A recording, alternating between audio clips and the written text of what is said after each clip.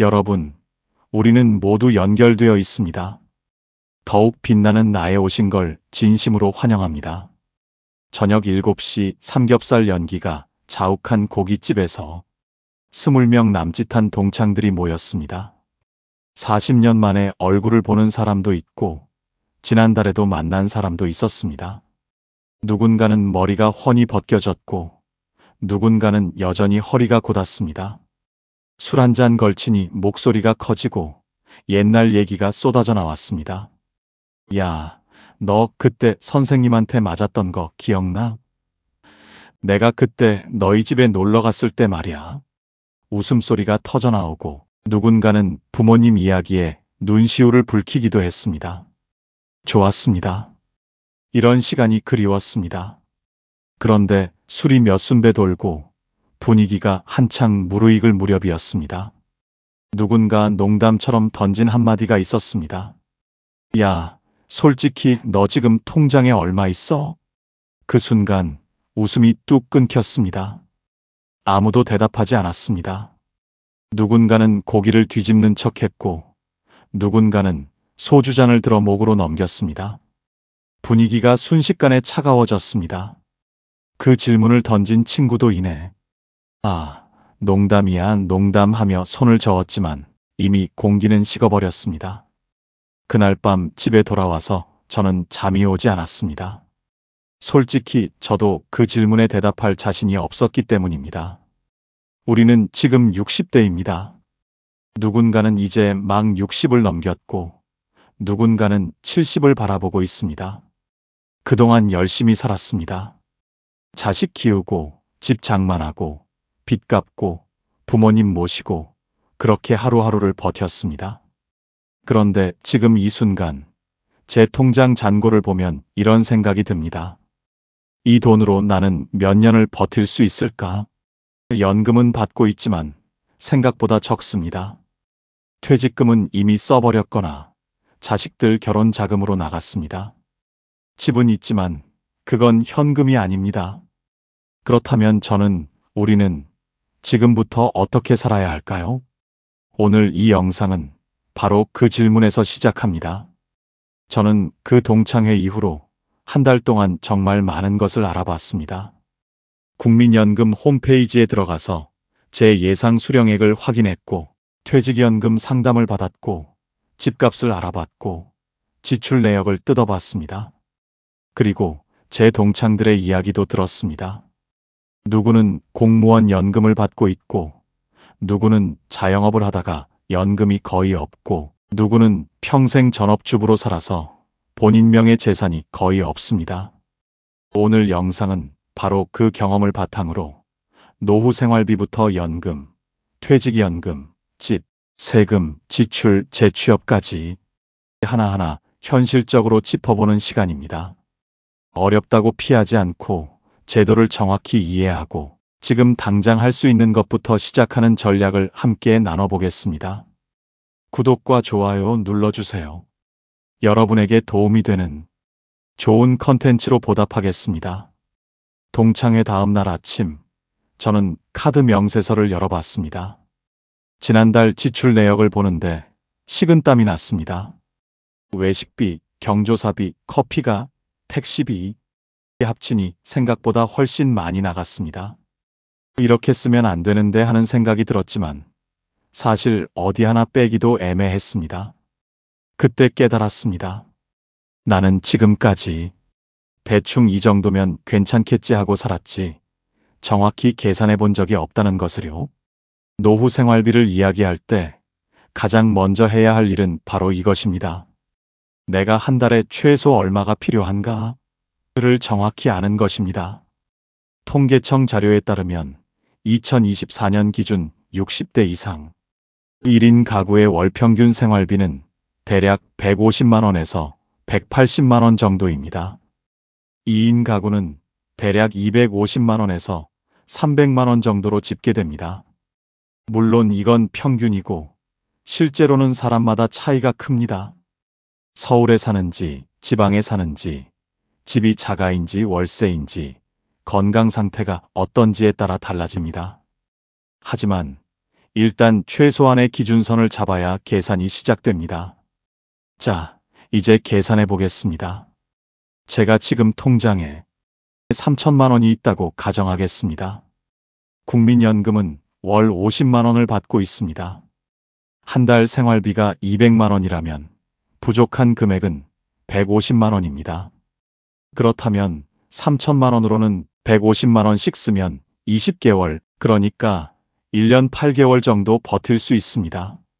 만약 통장에 5천만 원이 있다면 33개월, 약 2년 9개월입니다. 1억이 있다면 66개월, 5년 6개월입니다. 3억이 있다면 200개월, 16년 8개월입니다. 이 계산은 물가 상승을 고려하지 않은 아주 단순한 계산입니다. 그런데 현실은 이보다 더 가혹합니다. 물가는 해마다 오릅니다. 보수적으로 연 3%씩 오른다고 가정하면 10년 후에는 지금의 200만 원이 약 268만 원의 가치가 됩니다. 20년 후에는 361만 원이 됩니다. 그렇다면 제가 지금 1억을 가지고 있다 해도 물가 상승을 감안하면 실제로 버틸 수 있는 기간은 5년 6개월보다 훨씬 짧아집니다. 대략 4년에서 4년 반 정도로 줄어들 수 있습니다. 이게 현실입니다.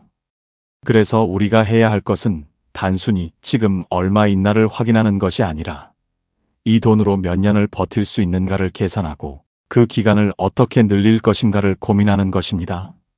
버티는 기간을 늘리는 방법은 크게 세 가지입니다. 첫째, 지출을 줄입니다. 둘째, 수입을 늘립니다.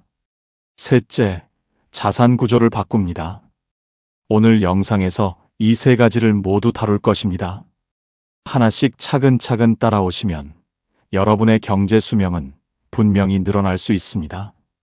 동창회에서 만난 친구 중에 이런 사람이 있었습니다. 40대에 사업을 시작했는데 처음 몇 년은 정말 잘 됐습니다. 직원도 늘었고 장사도 잘 됐습니다. 그런데 어느 순간부터 매출이 떨어지고 고정비는 그대로 나가고 월급 주고 임대료 내고 자재비 결제하고 나니 한 달이 어떻게 가는지 모를 정도였다고 합니다. 그때부터 국민연금 보험료가 밀리기 시작했습니다. 나중에 좀 여유 생기면 내지 뭐 하고 넘겼던 게 몇 달이 지나고 몇 년이 지나면서 결국 가입 기간이 10년이 안 된 상태가 되어버렸습니다. 여러분, 국민연금은 가입 기간이 10년 이상이 되어야 연금을 받을 수 있다는 거 알고 계셨나요? 이 친구는 그걸 너무 늦게 깨달았습니다. 지금은 국민연금을 받지 못합니다. 그 친구가 저에게 이렇게 말했습니다. 그때 조금만 더 신경 썼으면 지금 이러진 않았을 거야. 이 말을 들으면서 저는 마음이 아팠습니다. 그리고 한 가지를 느꼈습니다. 국민연금은 끝난 게 아니구나. 많은 분들이 이렇게 생각합니다. 지금 받은 만큼이 다지. 더 늘릴 방법이 어디 있어? 나는 가입 기간이 짧으니까 어쩔 수 없지. 그런데 여러분, 그게 아닙니다. 국민연금은 지금도 손을 댈 수 있습니다. 제도를 제대로 알면 지금부터라도 가입 기간을 채울 수 있고 연금액을 더 늘릴 수 있습니다. 제가 이걸 알게 되고 얼마나 놀랐는지 모릅니다. 이제부터 정말 쉽게 풀어 설명드릴게요. 중간중간 이게 나한테 맞는가? 한 번씩 생각해 보세요. 첫째, 임의 가입. 직장 안 다녀도 가입할 수 있습니다. 여러분, 혹시 이렇게 생각하시나요? 나 지금 일 안 해서 국민연금 못 내. 소득이 없는데 어떻게 가입을 해? 아닙니다. 국민연금은 스스로 나 가입하겠습니다 하고 신청하면 가입할 수 있는 제도가 있습니다. 이걸 임의가입이라고 합니다. 쉽게 말하면 직장 없어도 소득 없어도 내가 원하면 가입해서 낼 수 있는 국민연금입니다. 예를 들어 50대에 사업 접고 쉬는 중이다. 사정 때문에 일을 그만두었다. 육아, 돌봄 때문에 경력이 끊겼다. 이런 분들은 임의가입으로 60세까지 계속 낼 수 있습니다. 여기서 질문 하나 드려볼게요. 혹시 가입 기간이 10년이 안 돼서 연금 못 받을까 걱정하셨나요? 그렇다면 임의 가입이 바로 해답입니다. 둘째, 임의 계속 가입, 60세 넘어서도 연금 자격 만들 수 있습니다. 이 제도가 정말 중요한데 의외로 거의 모르십니다. 보통 국민연금은 60세가 되면 납부가 끝납니다. 그래서 이렇게 고민하는 분이 많습니다. 내가 지금 58세인데 가입 기간이 8년밖에 안 돼. 10년 못 채우네. 그럼 나는 연금 못 받는 건가? 아닙니다. 여기서 임의계속가입이라는 제도가 등장합니다. 60세가 넘어도 65세까지 보험료를 계속 낼 수 있게 해주는 제도입니다. 왜 이런 제도가 있을까요? 연금 받을 수 있는 10년을 채우라고 만든 제도입니다. 정말 고마운 제도입니다. 잠깐 생각해 보세요. 혹시 주변에 이런 분 있지 않나요? 나 몇 년만 더 냈으면 국민연금 받을 수 있었는데 아깝다. 이 제도를 알았다면 그런 후회가 없어집니다. 셋째, 추납, 과거에 못 낸 보험료를 지금 낼 수 있습니다. 이건 많은 분들이 듣는 순간 놀랍니다. 옛날에 못 낸 걸 지금 낼 수 있다고? 네, 맞습니다. 추납은 과거 미납 기간을 지금 돈을 내고 채우는 제도입니다. 최대 10년 전까지 가능합니다. 사업 때문에 못 냈던 기간, 경력 단절로 납부 예외되었던 기간, 이런 것들을 지금 내서 가입 기간으로 인정받을 수 있습니다. 여기서 다시 질문 드릴게요. 옛날에 국민연금 못 낸 기간이 있으신가요? 그게 지금 여러분 연금액을 올릴 수 있는 기회일 수 있습니다. 추납하면 왜 유리할까요? 가입 기간이 늘어남. 그만큼 월 연금액이 올라감. 오래 살수록 이득이 커짐. 예를 들면요. 50만 원 받던 사람이 추납으로 기간 늘려서 63만 원으로 오르면 매달 13만 원 증가입니다. 13만 원 곱하기 20년은 3,120만 원. 13만 원 곱하기 30년은 4,680만 원. 왜 다들 추납을 하려고 할까? 이 숫자를 보면 바로 이해됩니다. 넷째, 연기연금. 조금 늦게 받으면 훨씬 많이 받습니다. 이건 선택사항이지만 아주 강력합니다. 국민연금을 1년 늦출 때마다 7.2% 증가합니다.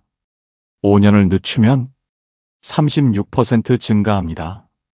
예를 들어 원래 63세에 60만 원 받을 예정이었다면 68세부터 받으면 월 81만 원입니다. 여러분, 질문 하나 드릴게요. 지금 소득이 조금이라도 있으신가요? 그렇다면 연기연금이 매우 유리합니다. 다만 당장 연금이 없으니 생활비는 다른 수입이나 배우자 연금으로 버틸 수 있어야 합니다.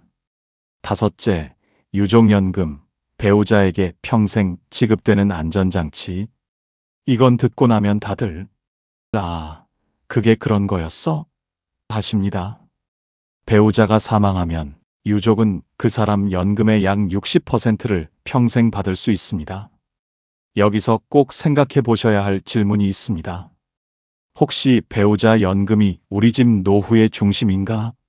그렇다면 지금부터라도 배우자 국민연금 가입 기간, 금액을 올리는 게 가족 전체에게 큰 도움이 됩니다. 많은 분들이 지금 받는 금액이 다지 뭐. 난 이미 늦었어. 이렇게 생각합니다. 하지만 전혀 그렇지 않습니다. 지금 상태에서 30만 원에서 40만 원, 40만 원에서 55만 원. 이렇게 바뀌는 건 절대 어려운 일이 아닙니다.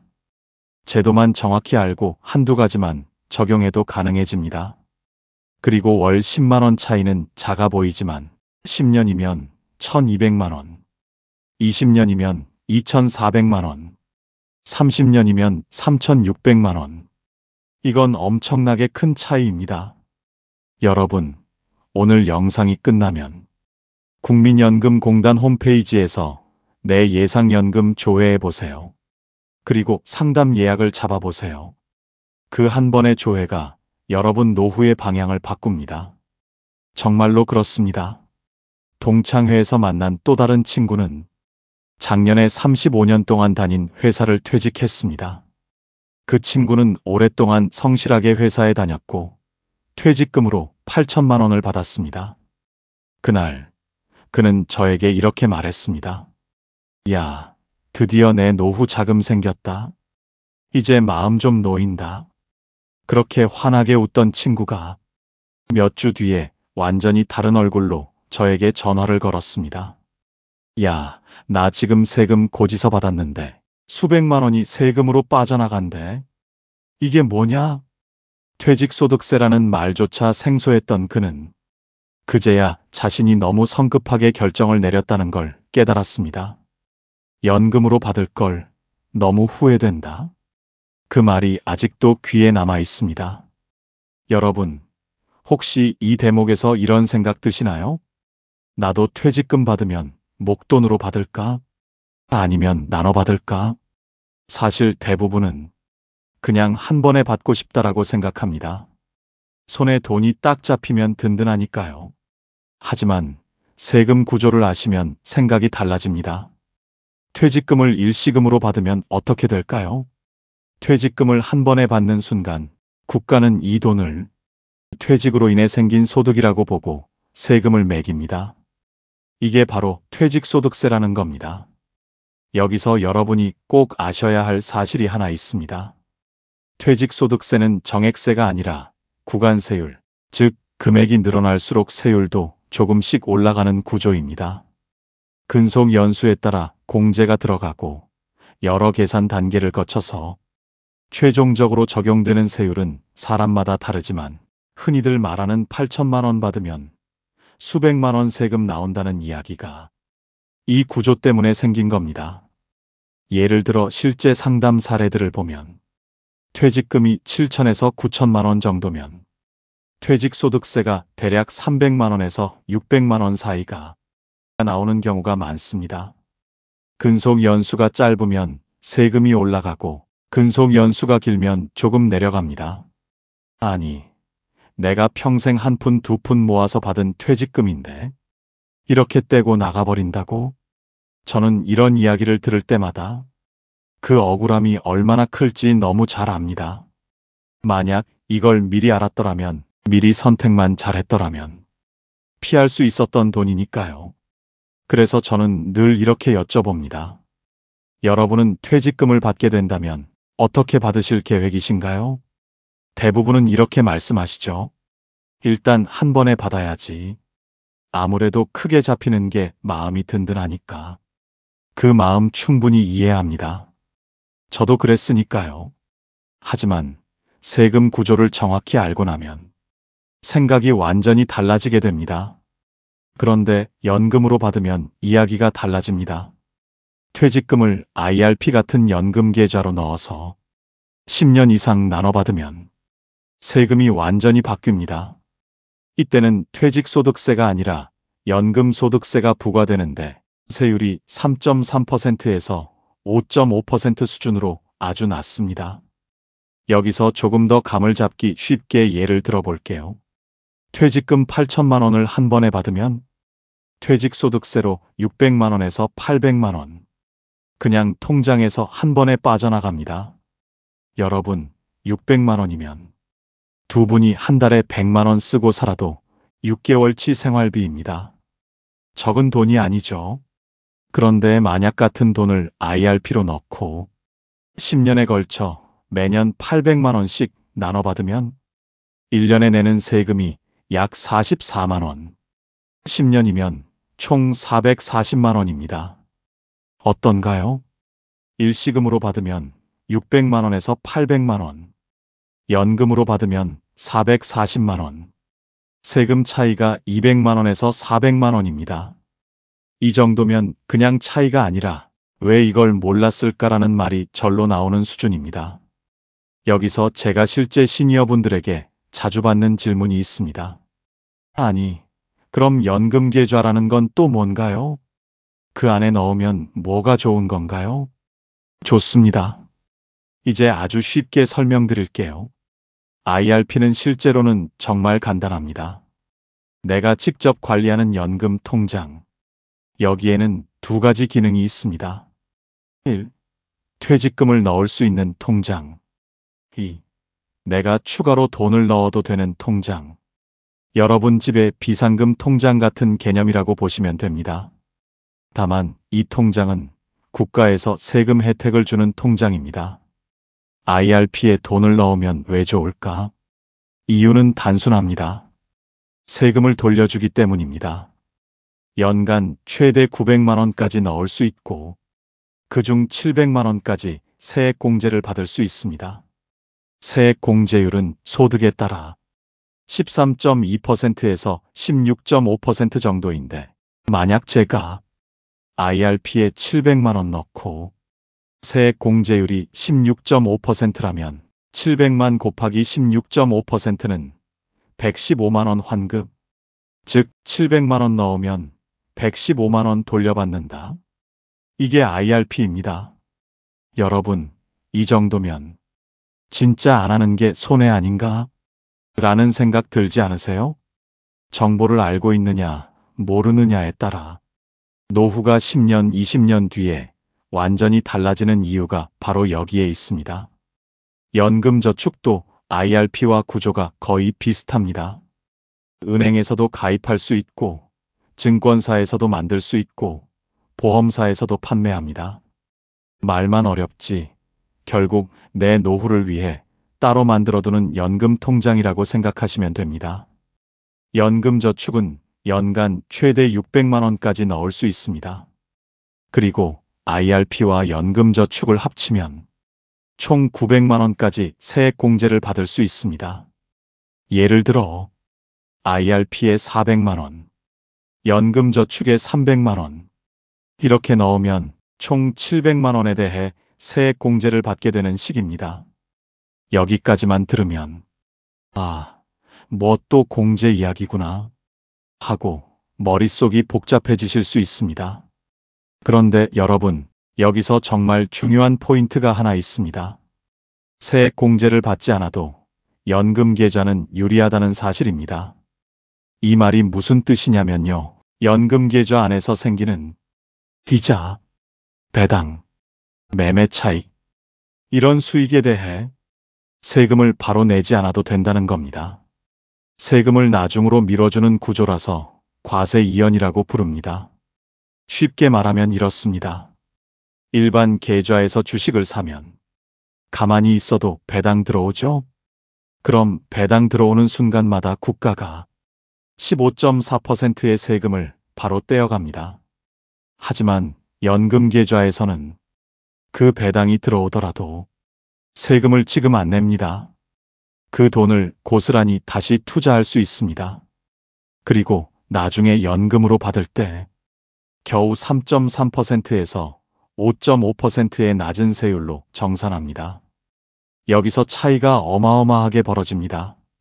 예를 들어 일반 계좌에 5천만 원을 넣고 연 4% 배당이 나오는 ETF를 샀다고 해보겠습니다. 그럼 매년 200만 원의 배당을 받습니다. 하지만 여기서 세금 31만 원, 15.4%를 떼어갑니다. 10년이면 310만 원이죠. 이건 내 통장에서 매년 조금씩 빠져나가서 다시는 돌아오지 않는 돈입니다. 그런데 똑같은 5천만 원을 연금계좌 안에 넣어서 굴리면 어떻게 될까요? 그 310만 원의 세금을 내지 않습니다. 그 금액을 계속 재투자합니다. 복리로 불어나기 때문에 시간이 갈수록 차이도 눈덩이처럼 커집니다. 제가 실제로 상담을 여러 번 해보면 이런 분들이 꽤 많습니다. 내가 젊었을 때 연금 계좌를 미리 알았더라면 지금 퇴직금 말고도 꽤 큰 돈이 쌓였을 텐데. 여러분, 혹시 지금 내 마음도 그런가요? 나도 너무 늦은 거 아니야? 이런 생각 드실 수 있습니다. 하지만 아닙니다. 연금 계좌는 60대 이후에도 충분히 효과가 있습니다. 특히 변동성이 적은 상품을 넣는다면 세금 절약 효과는 여전히 큽니다.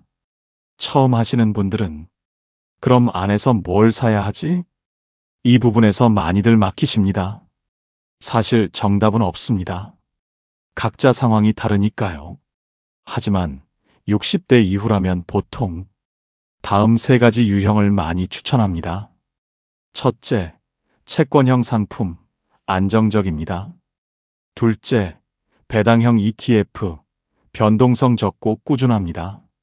셋째, TDF, 타깃 데이트 펀드, 나이, 은퇴 시점에 맞춰 자산 비중을 자동 조절해 줍니다.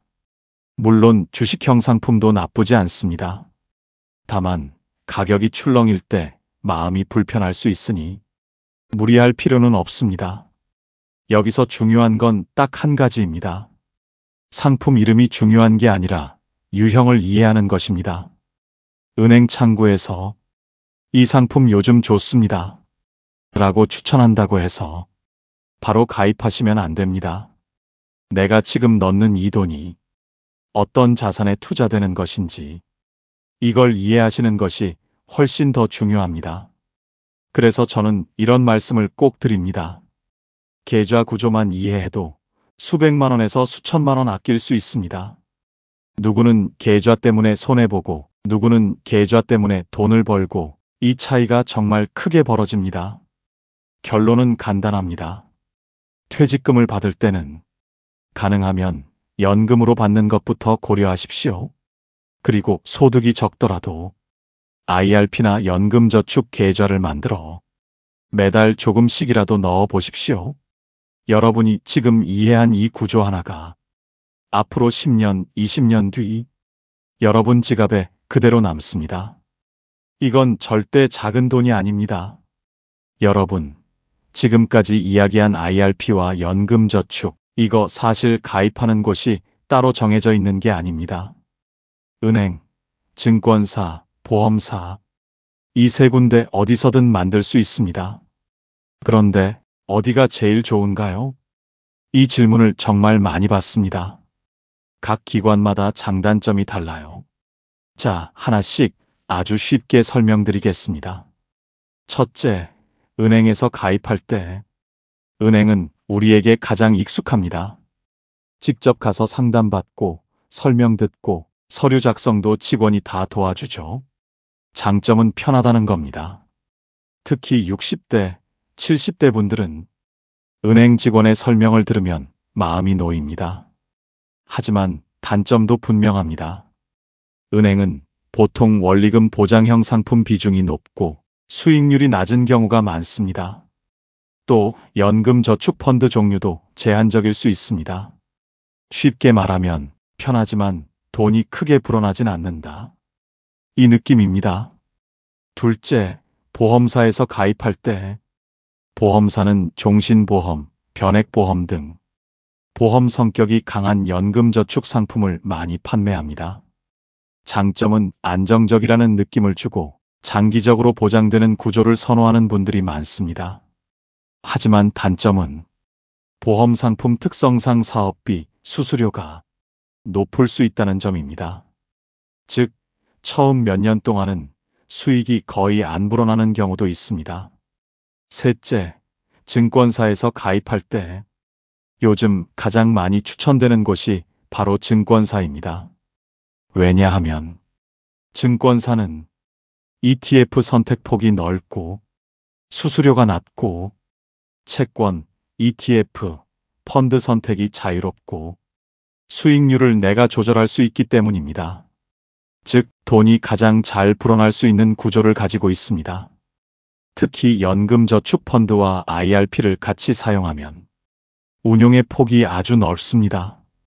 그래서 요즘은 60대에서 70대 분들도 자녀 도움 받아서 증권사 연금계좌로 이동하시는 경우가 많습니다. 그럼 어디서 만드는 게 가장 좋을까? 결론부터 말씀드리면 처음 시작하거나 선택이 어려우시면 은행, 안정성을 중시한다면 보험사, 조금이라도 더 불리고 싶다면 증권사, 이렇게 선택하시면 가장 무난하고 실패 확률이 낮습니다. 제가 실제로 상담할 때는 연금저축과 IRP는 증권사에서 만드는 걸 기본으로 하고 너무 불안하면 은행형 상품을 섞어라. 이렇게 조언합니다. 그런데 여러분, 제가 지금까지 연금과 현금 흐름 이야기를 드렸지만 여기서 더 중요한 질문이 하나 남아 있습니다. 제가 사는 동네에 한 어르신이 계십니다. 겉으로 보기에 아주 반듯하신 분이고 그분이 사시는 아파트 시세가 6억 원 정도 됩니다. 동네에서는 꽤 괜찮은 집에 속합니다. 어느 날 그 어르신이 동네 슈퍼에서 라면 몇 개를 사시는데 카드가 결제가 안 됐습니다. 현금도 부족했습니다. 슈퍼 아주머니가 다음에 주세요 하고 웃으며 넘겼지만 그분의 얼굴이 순간 빨개지는 걸 저는 봤습니다. 나중에 들은 이야기입니다. 그분 통장에는 300만 원밖에 남아있지 않았다고 합니다. 집은 6억인데 통장에는 300만 원. 이게 바로 지금 우리 주변 어르신들의 현실입니다. 여러분, 혹시 이런 걱정, 마음 한쪽에 계속 걸리지 않으신가요? 나는 집은 있는데 통장에 돈은 얼마 남았지? 이 돈으로 몇 년이나 버틸 수 있을까? 자식에게 손 벌리기는 싫고 그렇다고 쓰지 않을 수도 없고 마음이 오락가락하는 시기. 지금 60대, 70대가 딱 그렇습니다. 많은 분들이 나는 집이 있으니까 괜찮아. 이렇게 생각합니다. 하지만 여러분, 집을 팔지 않는 이상 그 돈은 그림의 떡일 뿐입니다. 생활비로 쓰려면 현금 흐름이 있어야 합니다. 매달 식비, 병원비, 공과금, 관리비, 이 모든 걸 내려면 통장에 실제로 돈이 들어와야 합니다. 그래서 집이 있는 분들도 반드시 현금 흐름 전략을 세워야 합니다. 이걸 모르고 있으면 나중에 불편해지고 집이 있어도 생활은 빠듯해집니다. 자, 그렇다면 집을 가진 분들이 당장 실천할 수 있는 전략은 뭐가 있을까요? 지금부터 3가지 전략을 알려드리겠습니다. 이 3가지는 제가 실제로 상담하면서 가장 많은 분들이 효과를 보았던 전략입니다. 첫 번째 전략 다운사이징. 집을 줄이면 돈이 생깁니다. 지금 집이 나에게 너무 큰 건 아닌가? 이 질문을 먼저 해보셔야 합니다. 자녀들이 독립하고 나면 30평대는 사실상 너무 넓습니다. 방이 많을수록 관리비, 난방비는 더 나오고 청소도 힘듭니다. 그래서 30평대를 20평대로 줄이면 집값 차액이 바로 현금 자산이 됩니다. 예를 들어 기존 집 6억, 새 집 4억, 이렇게만 되어도 2억이 현금으로 남습니다. 이 2억은 앞으로 10년, 20년에 생활 안정성을 지키는 안전망이 됩니다. 또한 나이가 들수록 엘리베이터, 병원 가까운 곳, 평지 여부가 훨씬 중요합니다. 아무리 집이 좋아도 엘리베이터 없이 계단만 있다면 병원까지 버스 대신 택시를 타야 하면 그 집은 좋은 집이 아닙니다. 다운사이징을 할 때 체크리스트는 간단합니다. 1. 엘리베이터 있는가? 2. 병원, 마트, 은행이 걸어서 10분 이내인가? 3. 대중교통 접근성이 좋은가? 4. 관리비가 적정한가? 5. 방 개수가 내 생활에 맞는가? 이 5가지를 체크하면 노후에 편한 집, 스트레스 없는 집을 고를 수 있습니다. 두 번째 전략, 전세를 월세로 바꾸는 것. 매달 들어오는 돈을 만드는 방법. 여러분, 전세는 목돈이 한 번 들어옵니다. 하지만 그 다음부터는 수입이 없습니다. 반면 월세는 매달 일정하게 들어오는 현금 흐름이 생깁니다. 노후에는 바로 이 매달 들어오는 돈이 가장 중요합니다. 예를 들어 전세 2억을 보증금 5천만 원 플러스 월세 80만 원. 이렇게 바꾸면 남은 1억 5천만 원은 현금 자산이 되고 매달 80만 원이 생활비가 됩니다. 월세는 생활비, 병원비, 공과금을 안정적으로 감당할 수 있게 해줍니다. 이게 노후에는 엄청난 차이를 만듭니다. 세 번째 전략, 주택연금. 집을 팔지 않고 평생 월급을 받는 방법. 주택연금은 집을 담보로 월급처럼 받는 제도입니다. 만 55세 이상이고 집값이 9억 원 이하면 신청 가능합니다. 주택연금의 장점은 단 하나가 아닙니다. 세 가지가 있습니다. 1. 평생 월급처럼 나온다. 70세에 신청해도 80세, 90세, 100세까지 계속 나옵니다. 2. 집을 그대로 살 수 있다. 집을 팔지 않습니다. 이사도 필요 없습니다. 3. 배우자도 계속 받을 수 있다. 두 분 중 나이가 적은 배우자를 기준으로 금액이 계산되기 때문에 한 분이 먼저 돌아가셔도 나머지 분이 계속 받을 수 있습니다. 주택연금 금액 예시를 들어볼까요? 70세, 집값 3억, 월 80에서 100만 원. 70세, 집값 5억, 월 130에서 150만 원. 정확한 금액은 한국주택금융공사 홈페이지에서 계산할 수 있습니다. 물론 단점도 분명히 말씀드려야 합니다. 1. 집을 자녀에게 물려주기 어렵다. 연금 받은 금액 플러스 이자를 정산하고 남는 금액만 상속됩니다. 2. 중도 해지는 불리하다. 해지하면 수수료가 생기고 받았던 연금을 다시 돌려야 할 수도 있습니다. 그래서 주택연금은 나는 이 집 자녀에게 안 물려준다. 지금 생활비가 급하다. 이럴 때 선택하는 게 가장 좋습니다. 집은 벽돌 덩어리일 뿐입니다. 그냥 가지고만 있으면 생활비는 줄지 않고 걱정은 더 커집니다. 하지만 다운사이징, 월세 전환, 주택연금 이 세 가지 중 하나만 제대로 선택해도 집은 여러분의 노후를 지켜주는 든든한 연금이 됩니다. 집이 있으니까 괜찮다. 이 말은 이제 옛말입니다. 노후의 핵심은 집값이 아니라 매달 들어오는 현금 흐름입니다.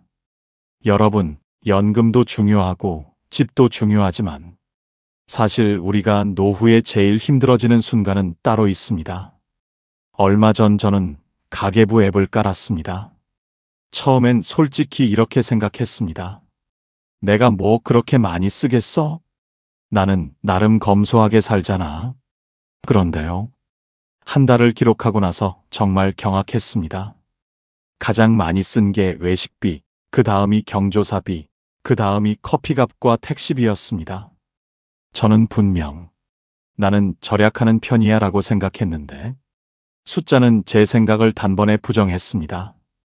숫자는 절대 거짓말을 하지 않습니다. 여러분도 혹시 나도 내가 어디에 돈을 쓰는지 정확히 모르는 것 같아? 이런 느낌 있으신가요? 그런데 말입니다. 지출의 정답은 고정비가 아니라 변동비에 숨어 있습니다. 60대 이후 지출 구조를 보면 어느 집이든 크게 세 가지 고정비가 있습니다. 1. 식비 1인 가구 40에서 50만 원, 2인 가구 70에서 90만 원. 밥은 먹어야 하니까요. 줄이기가 가장 어렵습니다. 2. 의료비. 나이가 들수록 병원, 약값은 필수입니다. 3. 주거비. 자가라도 관리비, 수리비, 재산세. 월세라면 훨씬 더 큽니다. 여기까지는 누구나 비슷합니다. 문제는 이게 아닙니다. 진짜 문제는 변동비입니다. 이 돈은 티 안 나게 나가고 한번 흐트러지면 고정비보다 더 커집니다. 예를 들면요. 외식, 술값, 커피값, 건강기능식품, 친구 모임, 경조사비, 택시비, 통신비, 취미비 이런 것들이 하나하나 따로 보면 별거 아닌데 합치면 정말 큰 돈입니다. 특히 60대 이후에 가장 부담이 되는 게 경조사비입니다. 친구 회갑, 친척 장례식, 지인의 결혼식. 한 달에 두세 번만 겹쳐도 30만 원은 훌쩍입니다. 여러분도 혹시 내가 모임 나갔다 오면 왜 이렇게 통장이 비지? 이런 생각 해보신 적 있으신가요? 여기서 많은 분들이 모르고 지나가는 제도가 하나 있습니다. 바로 본인 부담 상한제입니다. 이 제도는 1년 동안 병원비로 일정 금액 이상을 내면 초과분을 돌려주는 제도입니다. 소득 하위 50% 기준으로 상한액은 대략 120만 원 정도입니다. 예를 들어 1년 동안 병원비로 200만 원을 냈다면 초과한 80만 원을 돌려받습니다. 여러분, 이거 모르고 그냥 지나가면 정말 억울한 돈입니다. 조금이라도 병원비가 많이 나왔다면 꼭 건강보험공단에 문의해 보셔야 합니다. 보험료도 정말 주의해야 합니다. 특히 갱신형 보험은 나이가 들수록 보험료가 훅 올라갑니다.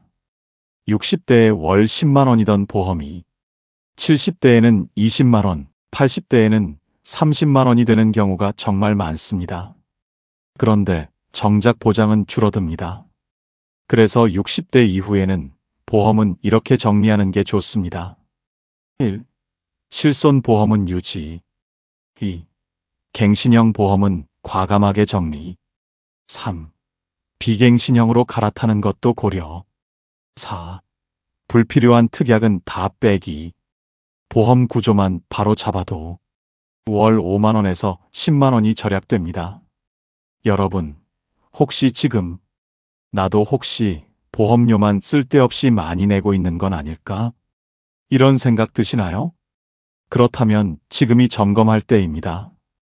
그럼 실전 지출 다이어트는 어떻게 하면 될까? 제가 상담하면서 실제로 효과 본 10가지 행동을 알려드릴게요. 이건 이론이 아니라 제가 보고 경험한 가장 빠르게 효과가 나는 방법들입니다. 1. 외식 주 2회에서 1회로 줄이기. 2. 경조사는 선택적으로 참석하기. 3. 커피는 집에서 내려 마시기. 4. 택시 대신 버스, 지하철 이용하기. 5. 건강기능식품은 정말 필요한 것만. 6. 휴대폰 요금제 낮추기. 7. 안 쓰는 구독 서비스 해지하기. 8. 마트는 반드시 리스트 들고 가기. 9. 술은 가능하면 마시지 말기. 10. 현금 봉투 예산제 쓰기. 이 10가지 중 반만 실천해도 월 30만 원에서 50만 원은 정말 가볍게 절약됩니다. 1년이면 360만 원에서 600만 원입니다. 이게 노후 생활을 얼마나 지켜주는지 계산해보면 아마 깜짝 놀라실 겁니다. 지출을 줄이는 건 처음엔 귀찮고 불편합니다. 하지만 3개월만 버티면 습관이 됩니다. 그리고 통장 잔고가 늘어나는 걸 보면 스스로도 놀라게 됩니다. 노후는 많이 버는 것도 중요하지만 덜 쓰는 것이 더 큰 힘을 만들어줍니다. 여러분, 지출을 줄이는 것도 중요하지만 조금이라도 들어오는 돈이 생기면 상황은 완전히 달라집니다. 제가 그걸 한 달 전에 직접 느꼈습니다. 저는 한 달 전에 고용센터에 갔습니다. 문을 열고 들어가니 팜플렛이 책상 위에 한가득 놓여 있었습니다. 시니어 일자리, 국비 지원 교육, 직업훈련. 솔직히 처음에는 이런 생각이 들었습니다. 이 나이에 내가 뭘 배우나? 젊은 사람들도 많은데 내가 거기 끼어서 되나? 그런데 상담사분의 첫 마디가 제 고정관념을 단숨에 흔들었습니다. 월 30만 원만 추가로 벌어도 노후는 완전히 달라집니다. 여러분, 그 말이 하루 종일 머릿속에서 떠나지 않았습니다. 생각해보니까 정말 그렇더군요. 시니어 재취업? 어렵다고요? 사실은 다른 길이 있습니다. 많은 분들이 이렇게 말씀하십니다. 내가 이 나이에 누구 밑에서 일을 해? 젊은 사람들이랑 경쟁이나 되겠어? 여러분, 여기서 오해를 바로 잡아야 합니다. 시니어를 위한 일자리는 완전히 따로 있습니다. 체력이 많이 필요하지 않고 시간도 유연하고 여러분이 살아온 경험을 그대로 살릴 수 있는 그런 일들이 정말 많습니다. 그리고 이 일들은 대단한 기술이 있어야 가능한 일이 아니라 지금부터 시작해도 되는 일입니다. 그럼 어떤 일들이 있는가? 가장 현실적인 5가지를 알려드립니다. 첫째, 시니어 클럽 일자리입니다. 전국에 시니어 클럽이 있고 여기서 다양한 일자리를 제공합니다. 청소, 경비, 주방 보조, 택배 분류. 대부분 하루 3시간에서 4시간 일하고 월 50만 원에서 80만 원 수입이 생깁니다. 내가 할 수 있을까 싶다가도 막상 해보면 크게 무리 없다는 분들이 많습니다. 둘째, 노인 일자리 사업입니다. 이건 국가가 지원하는 프로그램이라 일자리가 안정적입니다. 등하교 지도, 공원 청소, 도서관 책 정리, 공공근로 참여, 월 27만 원에서 50만 원 정도지만 근무 시간은 매우 짧습니다. 집에만 있으면 더 우울해진다. 이렇게 말하는 분들이 특히 좋아합니다. 셋째, 학교 지킴이입니다. 초, 중학교에서 아이들 안전을 돕는 역할입니다. 교통정리, 건물 내부 순찰 등 간단한 업무가 대부분입니다. 월 40만 원에서 60만 원 정도이며 방학 때는 쉴 수 있어 일과 휴식의 균형이 좋습니다. 넷째, 주택관리 일자리입니다. 아파트 경비, 미화, 시설 관리. 같은 일을 말합니다. 월급은 150만 원에서 200만 원 정도이며 숙소를 제공하는 곳도 있습니다. 규칙적인 생활을 원한다면 생각보다 좋은 선택입니다. 다섯째, 실버 카페입니다. 바리스타 교육을 받고 시니어가 직접 운영하는 카페에서 일하거나 창업까지 연결되는 프로그램입니다. 교육도 대부분 무료이고 지원도 잘 돼 있어 정년 후 새로운 도전을 원하는 분들이 많이 선택합니다. 여기서 많은 분들이 묻습니다. 그럼 이런 일은 어디서 찾나요? 답은 단순합니다. 고용센터와 워크넷입니다. 고용센터에 가면 상담사가 여러분의 나이, 경력, 건강 상태를 보고 맞는 일자리를 골라줍니다. 또 워크넷에서 시니어 일자리로만 설정해도 수백 개의 공고가 나옵니다. 직접 헤매지 않아도 됩니다. 전문 상담사가 다 도와줍니다. 여기서 더 나아가고 싶다면 국비 지원 교육을 꼭 활용하십시오. 내일 배움 카드만 발급받으면 다양한 교육을 무료로 들을 수 있습니다.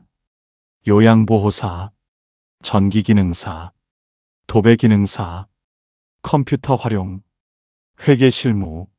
몇 달만 배우면 노후에 쓸 수 있는 기술 하나가 생깁니다. 특히 요양보호사는 수요가 계속 늘고 있어 월 150만 원에서 200만 원 정도 안정적으로 벌 수 있습니다. 그럼 정말 이렇게 벌면 노후가 달라지나? 숫자로 보여드릴게요. 예를 들어 제가 65세이고 통장에 5천만 원이 있고 월 생활비가 150만 원이라고 가정해 보겠습니다. 국민연금 50만 원을 받는다면 모자라는 금액은 100만 원입니다. 그러면 5천만 원으로 50개월, 약 4년을 버팁니다. 그런데 시니어 일자리로 월 50만 원을 번다면 모자라는 금액은 50만 원으로 줄어듭니다. 그러면 5천만 원으로 100개월, 약 8년을 버팁니다. 4년이 8년이 됩니다. 그게 바로 작은 수입의 힘입니다. 여러분의 노후를 지켜주는 건 대박 수익이 아니라 꾸준히 들어오는 작은 돈입니다. 지금 할 수 있는 단 한 가지, 고용센터에 전화하십시오. 내일 배움 카드를 신청하십시오. 오늘 한 그 작은 행동 하나가 여러분의 남은 20년을 완전히 다르게 만듭니다. 여러분, 노후는 노력하는 사람에게 반드시 답을 줍니다. 여러분도 할 수 있습니다. 정말로 그렇습니다. 작년 어느 날, 저는 예금 만기가 돼서 갱신하러 은행 창구에 갔습니다. 그런데 직원이 이렇게 말하더군요. 고객님, 지금 이자소득세 많이 내고 계세요. 계좌 구조만 조금 바꾸셔도 절세가 가능합니다. 순간 머릿속이 멍해졌습니다. 내가 세금을 그렇게 많이 냈다고? 집에 와서 통장을 하나하나 다시 보니 정말 1년에 수십만 원이 세금으로 빠져나가고 있었습니다. 여러분, 이때 깨달았습니다. 세금은 아는 사람만 덜 내고 모르는 사람은 평생 많이 낸다. 노후에는 수입이 적기 때문에 세금 한 푼이라도 아끼는 것이 결국 연금보다 더 큰 효과를 낸다는 사실. 그래서 오늘 정말 중요한 제도를 3가지로 다시 정리해 드립니다. 첫째, ISA 왜 이렇게까지 강력한가? ISA는 개인종합자산관리계좌, 말 그대로 여러 금융상품을 한 계좌 안에서 관리하면서 세제 혜택까지 받을 수 있는 특별한 계좌입니다. 조금 더 쉽게 말하면 같은 돈을 굴리더라도 ISA 안에서 굴리면 세금을 거의 안 내게 해주는 통장. 이렇게 이해하시면 됩니다. ISA가 처음이라 낯설게 느껴지실 수 있지만 구조는 생각보다 단순합니다. ISA에는 2가지 종류가 있습니다. 일반형 ISA, 연 200만 원 비과세, 서민형 ISA, 연 400만 원 비과세. 서민형 ISA는 총급여 5천만 원 이하 또는 종합소득 3,800만 원 이하일 때 가입할 수 있고 60대 이상이면 대부분 이 조건에 해당합니다. ISA의 가장 큰 장점은 예금, 적금, 펀드, ETF를 한 계좌에 담아 운용하면서 그 안에서 발생하는 수익에 대해 비과세 혜택을 받는다는 점입니다. 예를 들어 ISA에서 이자 100만 원 플러스 배당 150만 원 플러스 매매 차익 150만 원이 발생했다고 해보겠습니다. 총 400만 원이죠. 서민형 ISA라면 이 400만 원 전체가 비과세입니다. 일반 계좌였다면 세율 15.4%로 62만 원을 내야 합니다. ISA는 그 세금을 0원으로 만들어줍니다. 다만 ISA는 3년 이상 유지해야 혜택이 유지되고 중도 해지하면 비과세 혜택이 사라집니다. 하지만 3년만 잘 유지하면 절세 효과는 매우 큽니다. 가입은 은행, 증권사 어디서든 가능합니다. 조건만 맞으면 누구나 만들 수 있는 계좌입니다. 둘째, 연금계좌 수령시 세율. 여기서 인생이 갈립니다. 여러분, IRP나 연금저축계좌는 어떻게 받느냐에 따라 세금이 완전히 달라집니다. 연금 형태로 받으면 3.3%에서 5.5%, 일시금으로 받으면 16.5%, 거의 3배 차이입니다. 예를 들어 IRP에 5천만 원이 있다고 가정해 보겠습니다. 일시금으로 받으면 세금 825만 원, 10년 연금으로 받으면 세금 약 275만 원, 무려 550만 원 차이입니다. 이건 누구에게나 엄청난 금액입니다.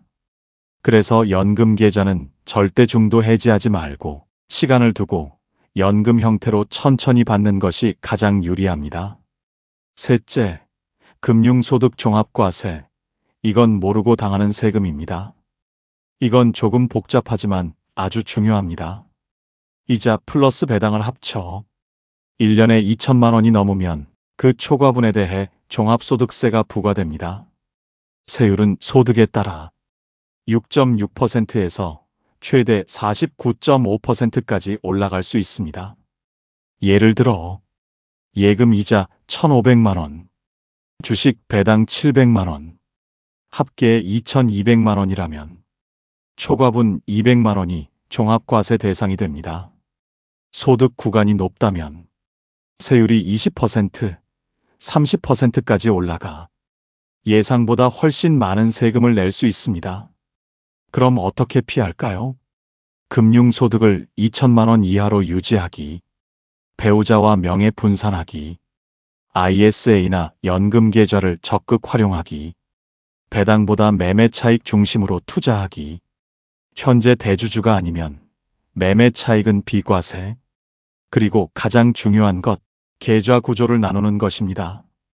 예를 들어 1억이 있다면 한 계좌에 몰아넣는 게 아니라 ISA 5천만 원, IRP 3천만 원, 일반 계좌 2천만 원. 이렇게 분산해야 세금을 최소화할 수 있습니다. 결론은 단순합니다. 세제 혜택은 신청하는 사람에게만 주어지고 모르는 사람은 평생 손해본다. 은행 창구에서 이렇게만 말하십시오. ISA 만들고 싶습니다. 연금계좌 절세 상담 받고 싶습니다. 증권사에서는 이렇게 말하십시오. 금융소득 종합과세 피하려면 어떻게 해야 하나요? 여러분이 그 한마디만 해도 1년에 수십만 원, 많게는 수백만 원을 아낄 수 있습니다. 세금은 어렵지만 원리만 이해하면 여러분의 노후 통장은 훨씬 더 오래 버팁니다. 그리고 그 돈이 여러분의 남은 인생을 지켜줍니다. 동창회에 가보면 참 신기합니다. 똑같이 나이 먹어왔는데 살아온 길도 다르고 노후 고민도 완전히 다릅니다. 그날도 그랬습니다. 술 한잔 앞에 두고 앉아 있는데 제 앞에 앉은 세 친구를 보면서 이런 생각이 들었습니다. 같은 나이인데 왜 이렇게 노후 풍경이 다를까? 그래서 오늘은 그 세 명의 이야기를 여러분께 들려드리려고 합니다. 혹시 여러분도 이 셋 중 하나에 해당하실지 모릅니다. 그리고 각자에게 맞는 현실적인 해법을 알면 인생 후반전이 정말 달라집니다. 첫 번째 친구는 공무원 출신입니다. 35년을 버텼고 지금 공무원 연금으로 월 250만 원을 받습니다. 듬직한 금액입니다. 참 부럽죠? 그런데 문제는 통장에 돈이 거의 없다는 겁니다. 퇴직금은 자녀 결혼식, 집 수리, 이것저것 하다 보니 지금 남은 건 3천만 원 정도. 집은 4억 원짜리 자가 아파트가 있지만 여러분도 아시죠? 집은 자산이지 돈이 아닙니다. 그래서 친구가 한숨 쉬며 말했습니다.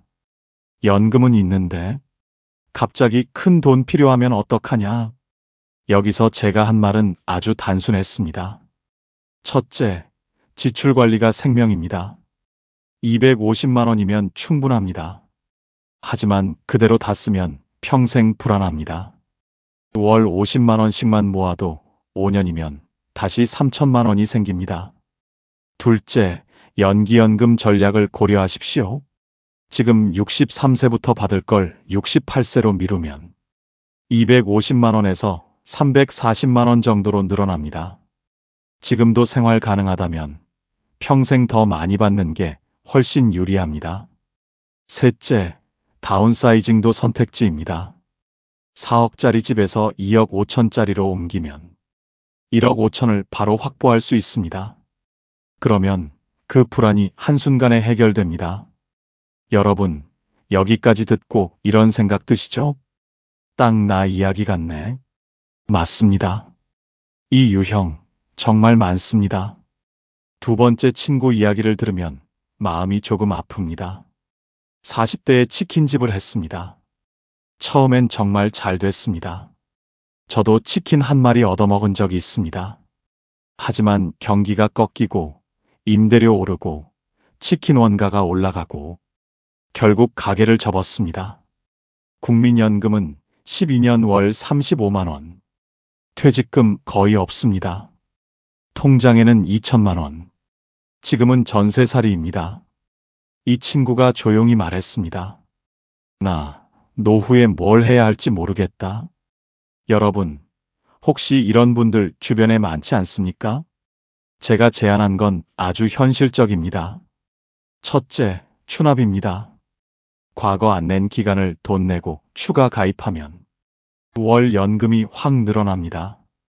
지금은 적더라도 노후 전체 합계로 보면 이득이 훨씬 큽니다. 둘째, 국비지원 자격증입니다. 요양보호사, 전기기능사, 지게차 운전, 이런 자격증 하나만 있어도 월 150만 원은 충분히 가능합니다. 셋째, 시니어 일자리입니다. 노인 일자리 시니어 클럽에서 월 50만 원에서 80만 원은 꾸준히 벌 수 있습니다. 연금 35만 원 플러스 일자리 50만 원은 월 85만 원. 검소하게 살면 버틸 수 있습니다. 넷째, 기초연금입니다. 조건 충족하면 월 34만 원 추가. 그러면 총 119만 원입니다. 여러분, 이 친구 이야기 결코 특별한 게 아닙니다. 많은 60대 남성들이 이 유형에 속합니다. 세 번째 친구는 평생 집안일만 했습니다. 자녀 셋 키우고 시부모님 봉양하고. 그런데 남편이 5년 전 세상을 떠났습니다. 지금은 유족연금 월 80만 원이 전부입니다. 본인 명의 자산 거의 없습니다. 집 하나 3억짜리 남편 명의였던 집을 최근에서야 본인 명의로 바꿨습니다. 그 친구가 제 앞에서 조용히 말했습니다. 돈도 걱정이고 혼자 사는 게 너무 외롭다. 여러분, 이 말 들으면 가슴이 짠하지 않으십니까? 제가 해준 말은 이겁니다. 첫째, 본인 명의 분산을 해두십시오. 집, 통장, 연금 계좌, ISA까지 모두 본인 명의로 정리해야 합니다.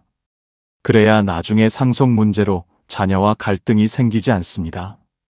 둘째, 기초연금을 신청해 보십시오. 유족연금 플러스 기초연금 34만 원은 114만 원. 셋째, 주택연금도 고려하십시오. 집값 3억이면 월 80만 원에서 100만 원 받을 수 있습니다. 유족연금 플러스 기초연금 플러스 주택연금은 월 200만 원 이상. 혼자 사는데 충분합니다. 넷째, 복지관을 꾸준히 다니십시오. 무료 식사, 건강검진, 취미 모임. 돈도 아끼고 외로움도 줄어듭니다. 이 부분은 생각보다 큰 힘이 됩니다. 자, 여러분. 이 세 사람 이야기. 혹시 어느 한 명이 여러분 모습과 비슷했나요? 연금은 있는데 목돈이 불안한 분. 연금도 자산도 부족해 막막한 분. 가족만 챙기다 본인 자산이 없는 분. 각자 문제는 달랐지만 해결책은 분명했습니다. 공무원 친구는 지출관리 플러스 연기연금 플러스 다운사이징. 자영업 친구는 추납 플러스 재취업 플러스 기초연금. 전업주부 친구는 명예 분산 플러스 주택연금 플러스 복지관 활용. 여러분도 지금 나는 어느 유형이지? 잠깐 생각해 보셨을 겁니다. 바로 그 순간이 노후가 달라지는 출발점입니다. 동창회가 끝나고 집에 온 저는 괜히 마음이 복잡했습니다. 그래서 종이 한 장을 꺼내 들었습니다. 그리고 아주 무서운 계산을 시작했습니다. 내가 지금 가진 돈으로 도대체 몇 살까지 버틸 수 있을까? 솔직히 말하면 계산하면서 손이 떨렸습니다. 여러분 혹시 경제수명이라고 들어보셨나요? 말은 어려워 보이는데 사실 아주 간단합니다. 내가 가진 돈을 지금 생활비 기준으로 쓸 때 몇 살까지 버틸 수 있느냐? 그걸 계산하는 겁니다. 공식도 단순합니다. 경제수명은 현재 나이 플러스 보유 자산 나누기 1년 부족한 금액. 여기서 잠깐. 근데 부족한 금액이 뭔데? 궁금하시죠? 바로 이겁니다. 월 생활비 마이너스 월 수입, 국민연금 등. 이걸 12개월로 곱하면 1년 부족금이 나옵니다. 아주 쉬운 계산입니다. 이걸 한번 예로 보여드릴게요. 상황 가정. 현재 나이 65세. 통장 6천만 원. 국민연금 월 50만 원. 월 생활비 200만 원. 그러면 한 달에 150만 원이 부족하죠? 150만 원 곱하기 12개월은 1,800만 원 부족. 그러면 6천만 원 나누기 1,800만 원은 3.3년 버팀. 65세 플러스 3.3년은 68.3세까지 버팀.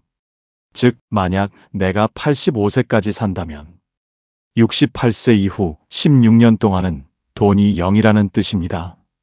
이게 현실입니다. 숫자는 잔인하지만 숫자를 알아야 해결도 보입니다. 그렇다면 경제 수명은 어떻게 늘릴까요? 방법은 딱 세 가지밖에 없습니다. 1. 자산.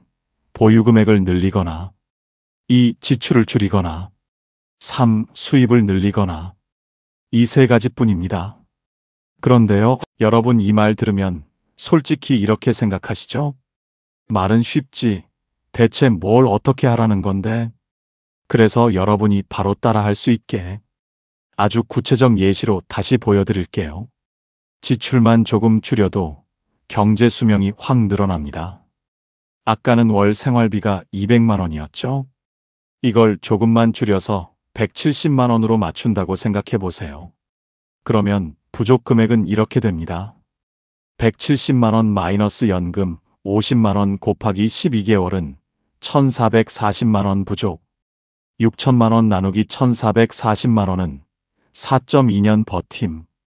경제 수명 65세 플러스 4.2년은 69.2세. 지출을 조금 줄였을 뿐인데 1년이나 늘었습니다.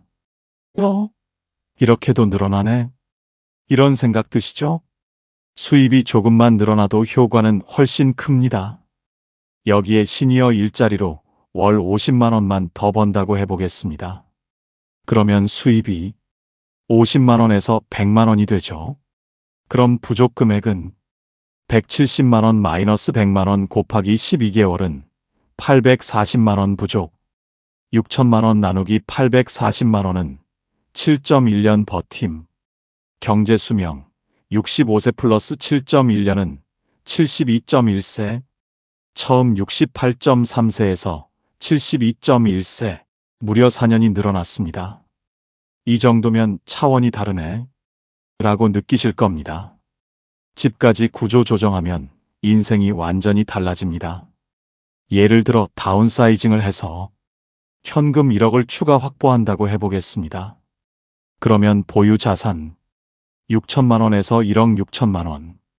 그럼 경제 수명은 1억 6천만 원 나누기 840만 원은 19년 버팀.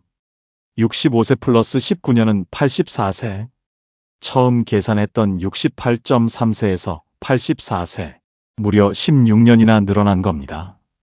여러분, 이 정도면 노후 전체가 완전히 달라지는 수준입니다. 주택연금 효과는 더 큽니다. 이번에는 조금 다른 사례를 보여드릴게요. 나이 70세. 통장 1억. 국민연금 80만 원. 생활비 220만 원. 부족 금액은 220만 원 마이너스 80만 원 곱하기 12는 1680만 원 부족. 1억 나누기 1680만 원은 6년 버팀. 경제 수명은 76세. 즉 85세까지 산다면 10년 가까이 돈이 없는 상태가 됩니다. 그런데 여기서 주택연금으로 월 100만 원을 받으면 월 수입 80만 원에서 180만 원. 부족 금액 220-180 곱하기 12는 480만 원 부족. 그럼 1억 나누기 480만 원은 20.8년 버팀. 경제 수명 70세 플러스 20.8년은 90.8세. 처음 76세에서 90.8세. 거의 15년이 늘어났습니다. 왜 이런 계산이 중요하냐면 조금 불편한 숫자가 나오더라도 그걸 알아야 대비가 됩니다.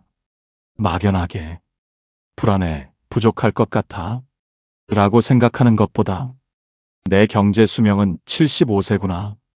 그럼 10년을 더 늘릴 방법을 찾아야겠다. 이렇게 숫자로 보는 순간 전략이 보이고 마음이 훨씬 안정됩니다. 지금 여러분 집에 종이 한 장과 볼펜 있지요? 월 생활비, 월 수입, 보유 자산을 적어보세요. 그리고 천천히 계산해 보십시오. 지금은 무서울 수 있습니다. 하지만 알고 나면 대비할 수 있고 바꿀 수 있습니다. 여러분의 경제 수명은 여러분이 직접 늘릴 수 있습니다. 여기까지 긴 이야기를 함께 따라오셨습니다. 노후 생활비, 국민연금, 퇴직연금, 집 구조조정, 지출 다이어트, 재취업, 세금, 경제 수명까지 머릿속에서 여러 정보가 뒤섞여 있을 겁니다. 많은 분들이 이 지점에서 이렇게 묻습니다. 그래서 나는 지금부터 뭘 하면 됩니까? 오늘은 그 질문에 아주 명확하게 답을 드리겠습니다. 앞으로 1개월 동안 해야 할 일 단계별로 하나하나 짚어드리겠습니다. 이 순서대로만 따라오시면 됩니다. 오늘 당장 할 일 45분이면 끝납니다. 첫째, 국민연금 조회하기. 국민연금공단 홈페이지에 들어가셔서 내 예상연금을 바로 확인하십시오. 지금 얼마를 받고 있는지, 앞으로 얼마나 받을 수 있는지, 그 숫자를 정확히 알아야 전략이 보입니다. 로그인 포함 10분이면 끝납니다. 만약 인터넷이 익숙하지 않으시거나 로그인이 잘 안 되신다면 국민연금공단 고객센터 1355로 전화하시면 됩니다. 평일 오전 9시부터 오후 6시까지 상담 가능하며 상담원에게 내 예상연금 조회하고 싶다 라고 말씀하시면 본인 확인 절차 후 바로 안내받으실 수 있습니다. 둘째, 다운사이징 가능성 계산하기. 내 집 크기, 위치, 관리비, 세금. 이걸 작게 바꾸기만 해도 현금이 1억, 1억 5천이 생기는 경우가 많습니다. 부동산 앱을 열어 비슷한 동네, 비슷한 평수 비교만 해보십시오. 생각보다 훨씬 현실적입니다. 셋째, 지출 다이어트 10개 중 3개만 실천하기. 외식 줄이기, 커피 줄이기, 택시 대신 버스 타기, 구독 서비스 정리하기, 건강식품 줄이기. 뭐든 3가지만 골라서 한 달만 해보십시오. 한 달 뒤 카드 명세서를 보면 내가 이렇게나 썼었구나 하고 놀라실 겁니다. 넷째, 국비 지원 교육 가능성만 알아보기. 내일 배움 카드를 검색해보고 내가 받을 수 있는 교육이 무엇인지 살펴보십시오. 당장 신청하지 않아도 됩니다. 알아두는 것만으로도 선택지가 넓어집니다. 이번 달만 이 4가지를 실천하면 한 달 후 여러분의 경제 수명은 분명히 달라져 있을 겁니다. 숫자가 달라지는 걸 직접 눈으로 보게 되실 겁니다. 그날 밤 고깃집에서 누군가가 툭 던진 질문이 있었습니다. 야, 솔직히 너 지금 통장에 얼마 있어? 순간 공기가 무겁게 가라앉았습니다. 아무도 대답하지 못했고 저 역시 고개를 숙였습니다. 통장 잔고를 말할 자신이 없었습니다. 그리고 그날 밤 저는 잠이 오지 않았습니다. 내가 가진 돈이 얼마나 남았는지, 앞으로 몇 년을 버틸 수 있는지, 나는 왜 아무것도 모르고 있었을까? 그 사실이 무엇보다 두려웠습니다. 하지만 지금은 다릅니다. 이제 저는 제 상황을 정확히 압니다. 얼마를 받고 있는지, 무엇이 부족한지, 그리고 어떻게 채워야 하는지 알게 되었습니다. 숫자를 알게 되니 불안이 줄었습니다. 전략이 보이니 마음이 단단해졌습니다. 여러분도 그렇습니다. 지금 이 영상을 여기까지 보셨다는 건 이미 여러분의 삶이 달라지기 시작했다는 뜻입니다. 자신의 연금을 확인하고 경제 수명을 계산하고 지출과 자산을 한 번이라도 마주해보는 사람은 정말 많지 않습니다. 하지만 여러분은 하셨습니다. 그것만으로도 여러분은 이미 절반 이상을 해내신 겁니다. 다음 동창회에서 누군가 비슷한 질문을 던진다 해도 이제는 주눅 들지 않을 겁니다. 여러분은 속으로 이렇게 말할 수 있을 겁니다. 괜찮아. 나는 준비하고 있어. 내 노후는 내가 지킨다. 노후는 두려워서 힘든 것이 아닙니다. 준비하지 않았을 때만 두렵습니다. 여러분은 이미 첫 발을 떼셨습니다. 그리고 마지막으로 이 말을 꼭 드리고 싶습니다. 여러분은 참 오래, 참 깊이 살아오셨습니다. 자식 키우느라, 부모님 모시느라 당신의 꿈과 시간을 얼마나 많이 미뤄오셨습니까? 기쁜 날에도 힘든 날에도 가족 먼저 챙기고 자신은 늘 뒤로 돌렸습니다. 이제는 달라져도 됩니다. 이제는 나를 먼저 챙겨도 됩니다. 여러분은 그럴 자격이 있습니다. 그동안 버티며 살아온 모든 시간이 이제는 여러분 자신을 위해 쓰여야 합니다. 노후는 누가 대신 지켜주지 않습니다. 하지만 여러분은 오늘 스스로를 지키는 길 위에 서셨습니다. 괜찮습니다. 천천히 해도 됩니다. 여러분은 이미 충분히 잘하고 계십니다. 정말 수고 많으셨습니다. 그리고 이제부터는 여러분의 인생이 여러분을 따뜻하게 안아줄 차례입니다. 오늘 영상을 보며 여러분은 어떤 생각이 드셨나요? 여러분의 경험과 생각을 댓글로 나눠주세요. 여러분의 이야기가 누군가에게 큰 위로와 깨달음이 될 것입니다. 오늘도 끝까지 시청해주신 여러분께 깊은 감사를 드립니다. 오늘 영상이 도움이 되셨다면 소중한 분들께 공유해 주시고 구독과 좋아요를 눌러 더 많은 공감을 나눠보세요. 오늘도 소중한 관계에 한 걸음 더 가까워진 하루였길 바랍니다. 이상으로 더욱 빛나는 나였습니다.